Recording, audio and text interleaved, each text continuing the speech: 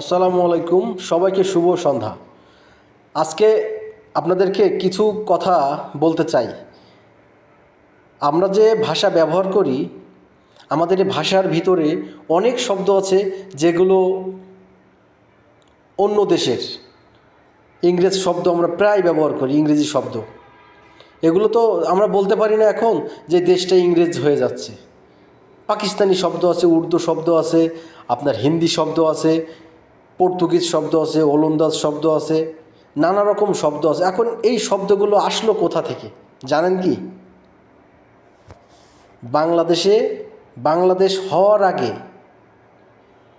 উপমহাদেশ, ব্রিটিশ, ওই সময়টাতে নানা রকম জাতির আগমন হয়েছিল এদেশে।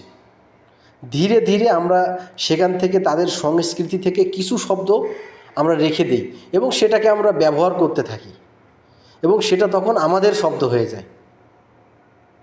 তার মানে এটাই নয় যে আমাদের দেশটা পাকিস্তান হচ্ছে, ভারত হচ্ছে, ব্রিটিশ হচ্ছে, এগুলো না ভাই।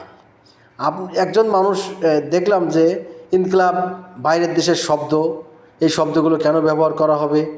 ভাই ব্যাপার না, এটা নিয়ে সিম্পলভাবে সাইডে দেন, অসুবিধা কোথায়? আমাদেরও তো শব্দ আছে, আমাদের শব্দ কিন্তু দেশি শব্দ আছে। আমাদের যে শব্দগুলোকে দেশি শব্দ বলে, তো আমাদের শব্দ আছে। নানা রকম দেশের মিশ্রণে নানা রকম জাতি এখানে আসছিল, বিভিন্ন শব্দ রেখে গেছে এবং সব মিলে আমরা কিন্তু এই শব্দগুলো ব্যবহার করি এবং চলি। এতে উত্তেজিত হওয়ার কিছু নেই। আপনি যেমন আছেন তেমনই থাকবেন। চিন্তা করেন যে দেশটাকে কিভাবে আমরা সুন্দর করে সাজাবো, এই চিন্তা করেন। এগুলো বাদ দেন, গোবর মাথার থেকে নামান, গোবর নামায়ে ওইখানে কয়টা বীজ ছড়ান, তাহলে কাজে লাগবে।